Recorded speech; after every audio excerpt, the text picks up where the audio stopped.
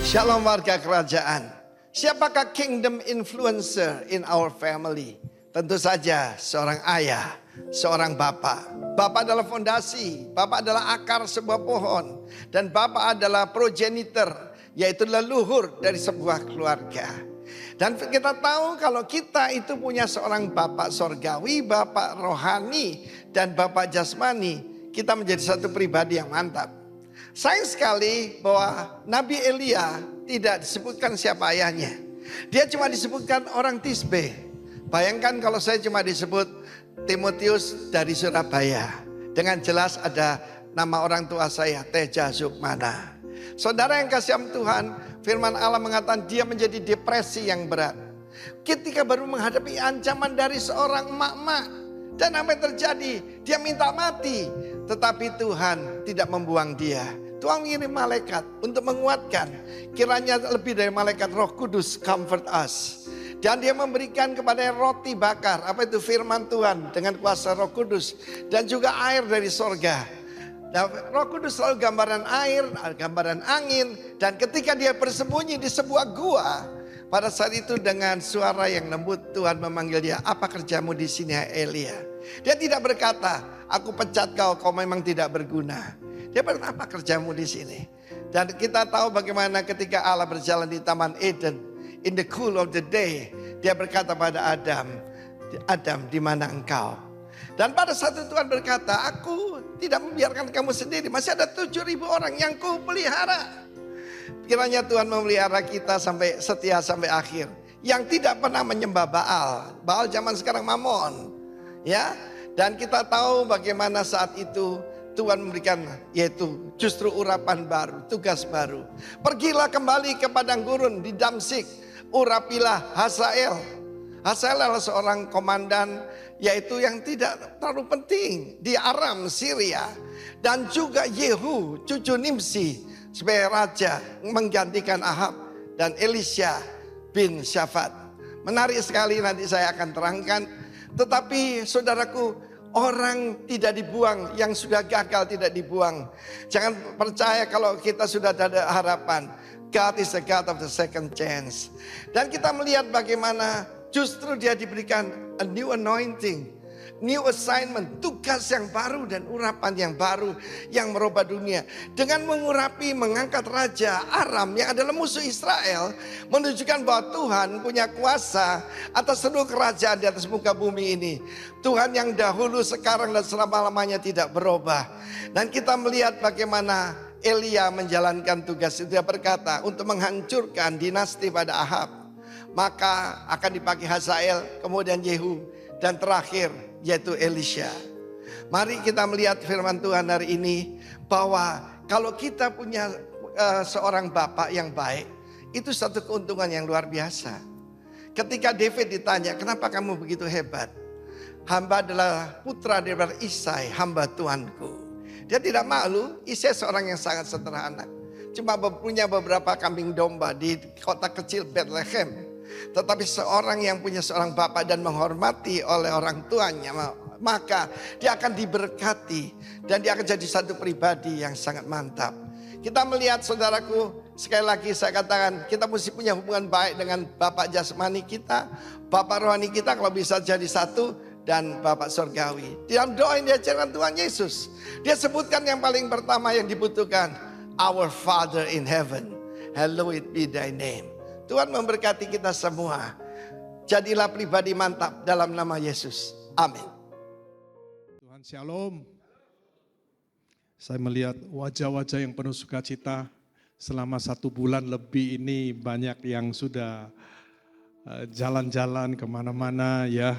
Ada yang keluar negeri, ada yang keluar kota, ada yang keluar dari desa. Bahkan pada pagi hari ini ada ya keluar dari rumah, ada Pak Boko dari Mataram menuju ke Malang. Selamat datang Pak, selamat beribadah. Dan ada juga Fendi dari Jakarta ya, dikhususkan ya untuk datang ke Malang beribadah di tempat ini ya. Puji nama Tuhan. Dan ada beberapa juga ada teman-teman yang baru kedua kali hadir di tempat ini. Kita bukan orang asing tetapi kita adalah keluarga di dalam kerajaan Allah. Amin. Tema bulan Juli ini adalah leading as influencer in my family. Jadi memimpin sebagai influencer. Influencer itu artinya seseorang yang mempengaruhi di dalam keluargaku. Dan subtema yang akan disampaikan pada saat pagi hari ini adalah building a divine family. Artinya membangun sebuah keluarga ilahi. Keluarga yang takut akan Tuhan. A God-fearing family. Ya, saya mau bertanya. Siapa di sini keluarganya adalah sebuah keluarga ilahi?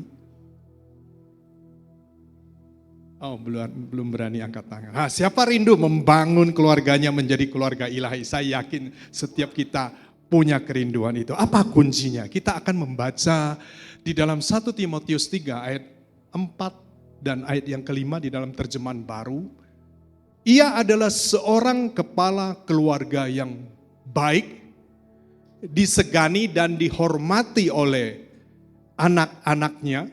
Ayat yang kelima, jikalau seseorang tidak tahu mengepalai keluarganya sendiri, bagaimana ia dapat mengurus jemaat Allah? Di dalam terjemahan New Living Translation, di sana dikatakan, ia harus mengurus, manage keluarganya dengan baik, mengurus. Jadi mengurus itu mengatur, ya, mengasihi keluarga, mendidik, memelihara, melindungi, itu mengurus, ya. Ada tetangga saya, itu pelihara seekor anjing, dan anjingnya itu bukan anjing ecek-ecek, bukan anjing kampung, tapi anjingnya mahal sekali. Saya tanya, berapa? Masih kecil, harganya 3 juta. Kalau pergi, mama pergi dulu ya, pamit sama anjingnya, jangan nakal-nakal ya, nanti kamu gak cantik lagi loh. Pulang, ini mama bawakan rice box, ya habiskan ya. Anaknya sendiri disuruh masak Indomie, anjingnya makan makanan enak. Ada loh orang-orang ngurus binatang, itu jauh lebih keren daripada ngurus anaknya sendiri. Iya, ada yang seperti itu namanya kelakuan. Ya. Sejak manusia jatuh dalam dosa, maka dunia ini menjadi rusak adanya. Saya sebut the broken world. Dunia yang rusak, dunia yang hancur. Kira-kira gambarannya seperti apa ya the broken world itu? Kemarin saya search di Google, ada the gospel singers, yaitu penyanyi lagu rohani. Mereka grup namanya The Tailies. Dan mereka mulai menggambarkan apakah the broken world itu. Saya tidak menerjemahkan keseluruhan satu lagu itu, tetapi saya ambil kutipan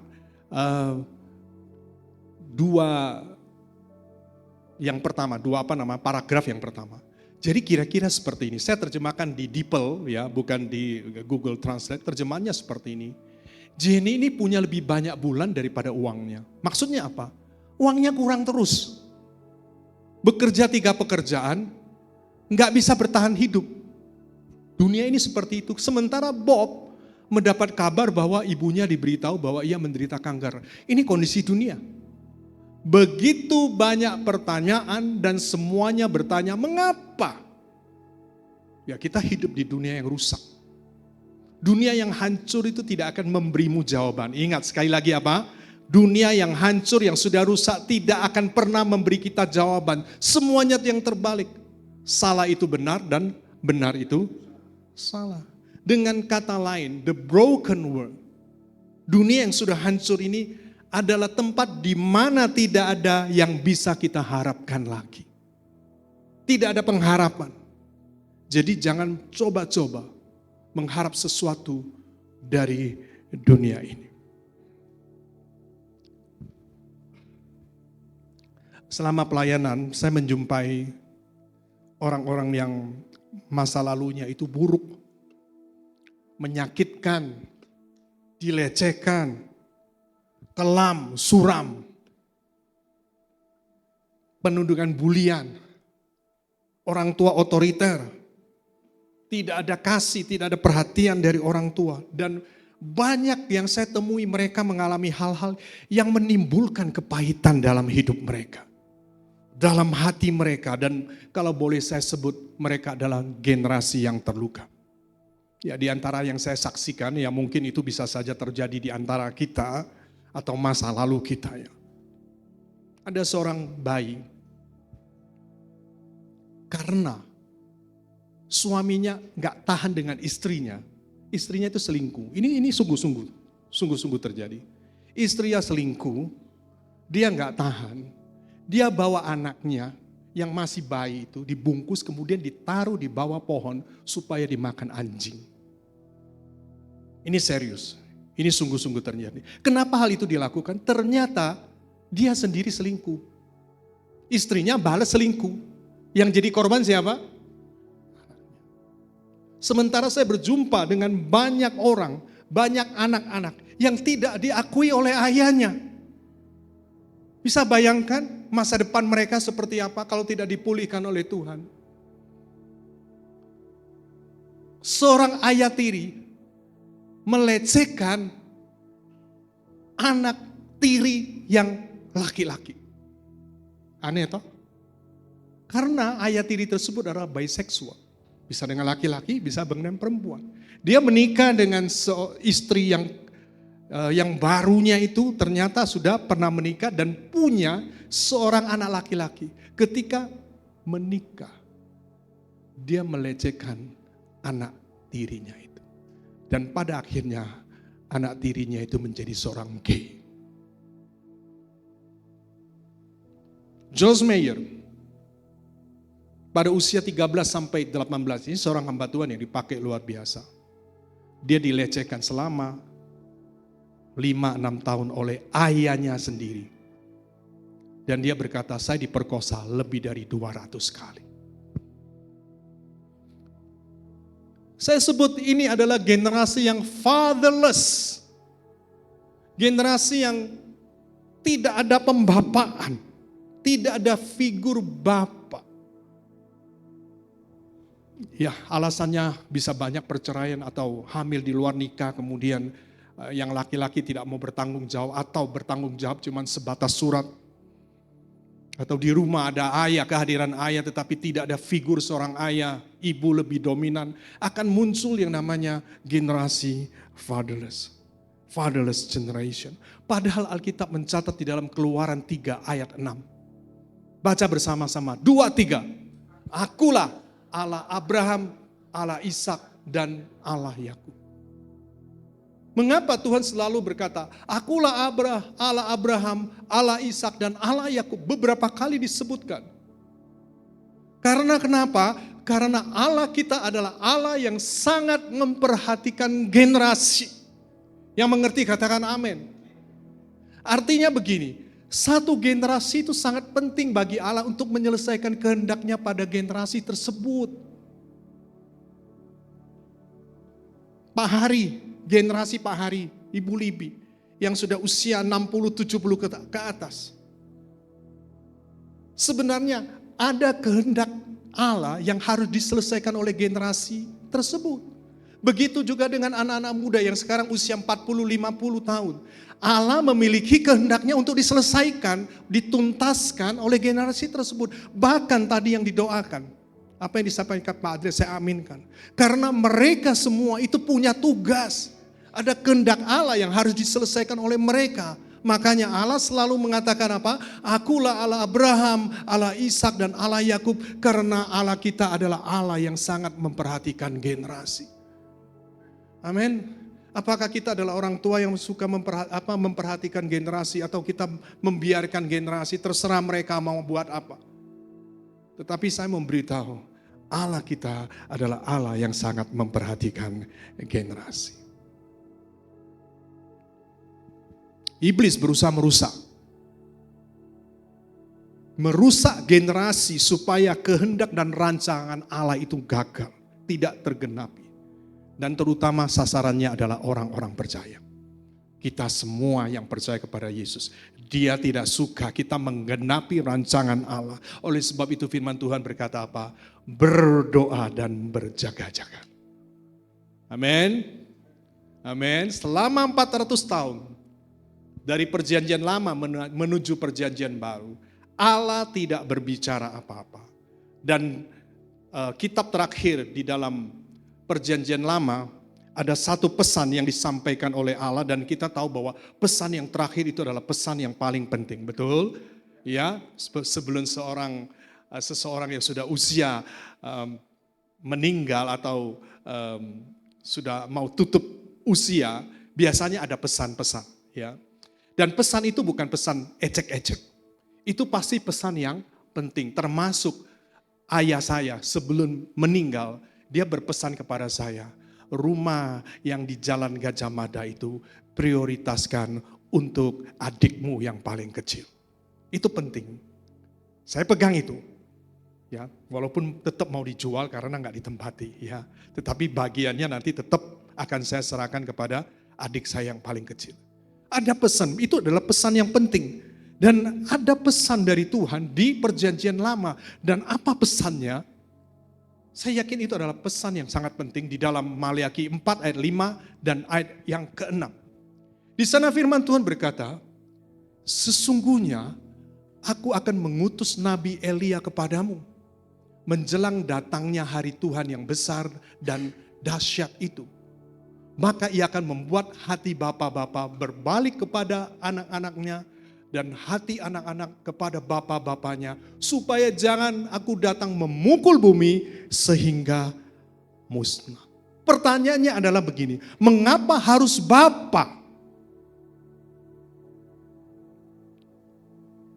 Bahasa asli bapa itu adalah aba, memiliki arti adalah sumber, kepala, pemimpin.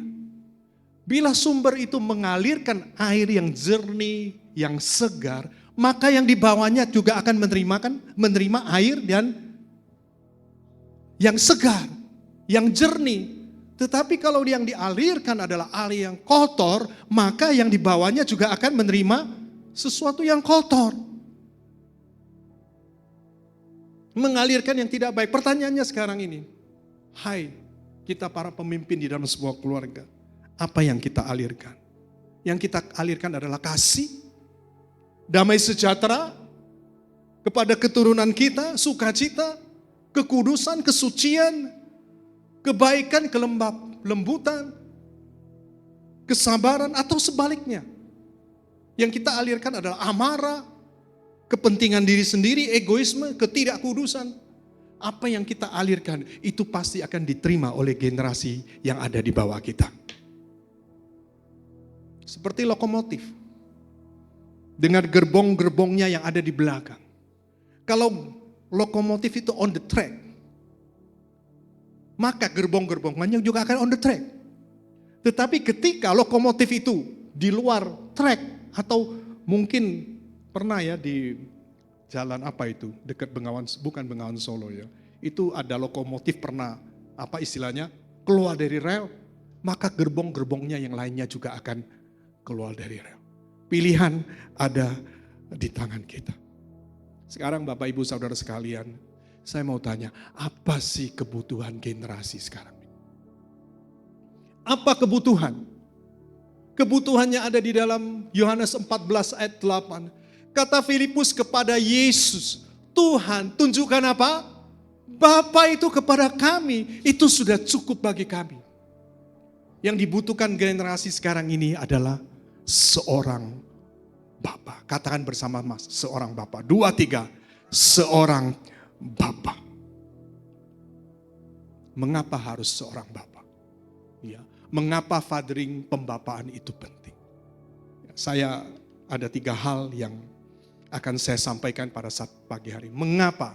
Hai para bapak-bapak, mengapa pembapaan itu penting? Kalau saat ini sudah tidak ada bapak, ibu juga bisa membapai.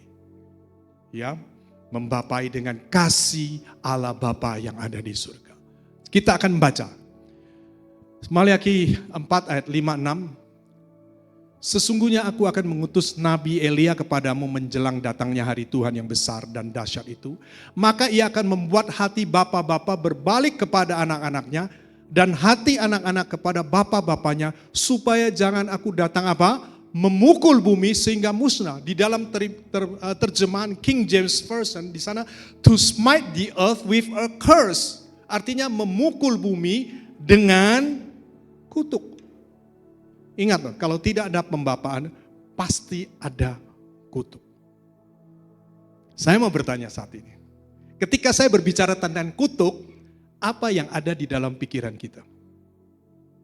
Jangan berpikir kutuk itu ketika istri hamil, kita jangan mancing. Kalau mancing dapat ikan, nanti anakmu lahir dower. Ya, sumbing. Dower sama sumbing, ya mirip-mirip lah. Mungkin dower, mungkin sumbing ya. Katanya seperti itu. Apakah kutuk seperti itu? Ada yang rumahnya itu penuh dengan tikus, sembunyi di belakang lemari. Ya dipukul-pukul lemarinya nggak mau keluar, ambil air panas. Disiram tikus itu. Akhirnya tikusnya mati gara-gara air panas. Akhirnya anaknya lahir melepuh. Ada yang seperti itu. Itu kutuk. Saya katakan tidak. Kutuk itu bukan seperti itu. Ketika Adam dan Hawa jatuh dalam dosa, mereka menjadi orang-orang yang terkutuk. Diusir dari Taman Eden. Betul, harus cari makan. Semak belukar dan lain sebagainya. Melahirkan dalam kesakitan. Mereka dalam kutuk. Sebenarnya kutuk itu apa? Perhatikan baik-baik. Kutuk itu adalah sebuah keadaan. Sekali lagi, kutuk itu apa? Sebuah keadaan. Tidak ada Tuhan. Tidak ada hadirat Allah. Tidak ada penyertaan Tuhan. Tidak ada damai sejahtera Tuhan. Tidak ada berkat Tuhan, khususnya berkat rohani. Seperti neraka kalau tidak ada Allah. Itu kutuk. Kalau tidak ada pembapaan, keluarga itu seperti neraka. Kalau seperti neraka, itu kutuk. Amin. Jadi jangan pikir yang aneh-aneh, kutuk itu seperti ini. Nanti kalau bandeng diputul apanya, nanti anaknya jadi ini dan itu. Pernah dengar ya yang seperti itu ya? Bukan, kutuk itu di mana tidak ada hadirat Allah. Jauh dari hadirat Allah. Tidak ada penyertaan Allah. Tidak ada sukacita Allah. Tidak ada damai sejahtera. Dan kita bisa hadirkan loh kutuk di dalam rumah tangga kita ketika tidak ada pembapaan. Itu yang pertama. Yang kedua. Pertama melenyapkan kutuk. Kalau ada pembapaan berarti melenyapkan kutuk. Yang kedua. Lukas 1 ayat 16 hingga 17. Ia akan membuat banyak orang Israel berbalik kepada Tuhan Allah mereka. Dan ia akan berjalan mendahului Tuhan dalam roh dan kuasa Elia. Untuk membuat hati bapa-bapa berbalik kepada anak-anaknya. Dan hati orang-orang durhaka kepada pikiran orang-orang benar. Dan dengan demikian menyiapkan bagi Tuhan suatu umat yang layak bagi Tuhan. Dengan adanya pembapaan, maka kita siap untuk menyiapkan umat yang layak bagi Tuhan. Saya mau bertanya, apa itu umat yang layak bagi Tuhan? Kembali lagi ke ayat tadi. Lukas 1 ayat 16 ayat 17 ya. Ia akan membuat banyak orang Israel berbalik kepada Tuhan. Umat yang layak adalah pertama adalah umat yang mengalami pemulihan dengan Tuhan. Amin. Saya cepat dulu nanti baru saya tanya. Yang kedua, di ayat yang sama di sana dikatakan membuat hati bapa-bapa berbalik kepada anak-anak. Pemulihan yang kedua adalah mengalami pemulihan dengan keluarga. Jadi umat yang layak bagi Tuhan adalah yang pertama mengalami pemulihan dengan Tuhan, yang kedua mengalami pemulihan dengan keluarga, dan yang ketiga ayat yang sama di sana dikatakan dari hati orang-orang durhaka kepada pikiran orang-orang benar, itu berbicara mengalami pemulihan dalam diri pribadi. Kalau kita sudah mengalami ketiga pemulihan itu, kita disebut umat yang layak bagi Tuhan. Amin. Saat pagi hari ini saya tidak tahu apakah di antara kita ada yang masih mencurigai Tuhan. Apakah kita karena masalah yang kita hadapi, kita kecewa kepada Tuhan. Sehingga hubungan kita dengan Tuhan itu belum pulih. Kalau ada di antara kita, ayo kita pulihkan hubungan kita dengan Tuhan supaya kita menjadi suatu umat yang layak bagi. Ya mungkin karena kita tidak mengalami pembapaan, tidak mengalami fathering, atau di antara kita yang masih membenci atau tidak bisa mengampuni orang tua kita. Ada saudara-saudara kita yang menyakiti kita. Ada, kita gak bisa mengampuni mereka. Berarti kita masih belum mengalami pemulihan dengan keluarga. Ada di antara kita jujur di hadapan Tuhan karena Tuhan sedang berbicara kepada kita. Bukan saya yang berbicara kepada Bapak, Ibu, Saudara sekalian. Tuhan sedang berbicara kepada kita supaya setiap hubungan yang belum beres itu harus dipulihkan. Supaya kita menjadi umat yang layak di hadapan Tuhan. Amin. Adakah di antara kita membenci diri kita sendiri? Tidak bisa menerima keadaan kita sendiri. Saya melayani seorang remaja yang mau menenggelamkan dirinya ke kolam renang. Karena sampai sekarang ia tidak tahu siapa bapaknya. Tidak ada figur bapak dan mau mengakhiri hidupnya. Saya sempat tunjukkan WA-nya ke Pak Andreas. Mungkin masih ingat Pak. Ini loh Pak, mau bunuh diri. Kenapa? Karena tidak mengalami pemulihan dalam diri pribadinya.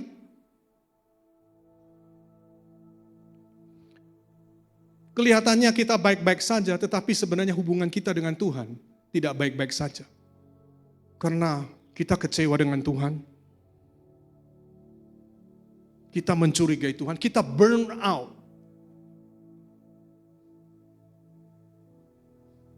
Kalau semua yang saya sebutkan dan itu ada di antara kita, maka saya yakin ini saatnya Tuhan akan memulihkan hidup kita. Seperti yang Dia lakukan kepada seseorang yang menciptakan lagu Sentuh Hatiku. Saya ulangi lagi ceritanya. Seorang gadis masih muda, temannya Jason. Jason itu yang nyanyi lagu Sentuh Hatiku. Bapak, sentuh hatiku, ubah hatiku. Oh ya, saya tidak hafal, nanti biar dinyanyikan. Kisahnya adalah gadis tersebut diperkosa oleh ayahnya sendiri. Dan dia hamil anak benih dari ayahnya sendiri. Sehingga dia kecewa kepada Tuhan. Dia kecewa kepada bapaknya. Dan dia tidak bisa menerima keadaan dirinya. Mungkin kita tidak pernah mengalami ketiga-tiganya pada saat itu. Bisa bayangkan? Harus melahirkan seorang anak bukan dari suaminya, tapi dari papanya. Saya bingung, anaknya itu cucunya papanya atau anaknya itu? Bingung dong? Ya cucunya ya. Atau anaknya? Yang benar yang saya juga bingung mau manggil gimana. Dia terluka. Kalau kita ada di antara mengalami hal yang sama, Tuhan akan bekerja. Karena begini, waktu itu dia dipasung. Sudah hampir gila dan mungkin sudah dianggap gila. Tiba-tiba mungkin sudah sekian tahun dipasung. Change itu rantainya itu sudah mulai berkarat dan putus. Atau memang Tuhan yang putuskan. Dia buka pasungnya, pertama yang dia ambil adalah pisau. Yang mau dia lakukan cuma satu, membunuh ayahnya. Ambil pisau itu. Tapi saat itu, Yesus muncul. Kalau kita mengalami tiga-tiga ini, saya yakin Yesus akan muncul juga. Kemudian Yesus memeluk dia. Dia tetap katakan, tidak Tuhan. Dia kecewa dengan Tuhan. Mengapa Tuhan gak proteksi dia? Dia mau membunuh ayahnya. Tetapi Yesus cuma memeluk dia. Yesus katakan ampuni. Dan kasih Yesus mengalir. Dan gadis ini teriak dengan sekuat-kuatnya, "Tidak Tuhan, aku gak sanggup." Tetapi Yesus tetap mengalirkan kasih-Nya. Dan akhirnya dia datang kepada papanya. Dan mengatakan, "Papa, aku mengampuni engkau." Hubungan dengan Tuhan pulih.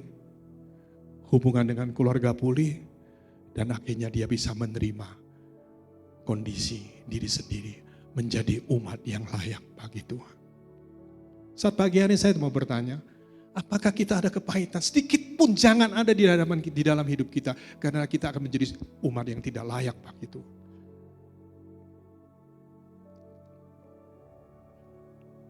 Amin. Yang terakhir. Supaya tidak jatuh dalam dosa generasi.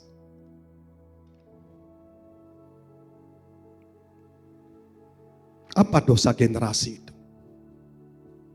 Yang pertama, dosa generasi itu adalah tidak menghormati generasi sebelumnya. Ketika Nabi Eli sudah memberi nasihat kepada anak-anaknya yaitu Hofni dan Pinehas. Mereka ini adalah hamba-hamba Tuhan. Eli saat itu sangat tua. Apabila didengarnya segala sesuatu yang dilakukan anak-anaknya terhadap semua orang Israel. Dan bahwa mereka itu tidur dengan perempuan-perempuan yang melayani di depan pintu kemah pertemuan. Berkatalah ia, si Eli, Nabi Eli itu berkata kepada mereka, "Mengapa kamu melakukan hal-hal yang begitu? Sehingga aku dengar dari segenap bangsa itu tentang perbuatan-perbuatanmu yang jahat itu. Janganlah begitu anak-anakku, bukan kabar baik yang kudengar itu bahwa kamu menyebabkan umat Tuhan melakukan pelanggaran. Jika seseorang berdosa terhadap seorang yang lain, maka Allah yang akan mengadili. Tetapi jika seseorang berdosa terhadap Tuhan, siapa yang menjadi perantara baginya? Tetapi tidaklah didengarkan mereka perkataan ayahnya itu. Sebab Tuhan hendak mematikan mereka." Sudah diberi nasihat oleh ayahnya. Jangan berbuat dosa. Itu sangat memalukan. Tetapi apa yang disampaikan oleh ayahnya tidak digubris. Saya melihat saat ini penghormatan, hormat kepada generasi yang selanjutnya saat ini terjadi degradasi. Zaman dulu kalau saya pulang dari sekolah, saya sebelum masuk rumah kalau ketemu papa mama, saya pasti panggil, "Pa, Ma, saya sudah pulang. Mau makan?" "Pa, saya makan dulu," atau makan bareng. Walaupun sudah makan bareng, "Pa, makan." Sekarang anak-anak bawa tas pulang sekolah, traks langsung dilempar tasnya.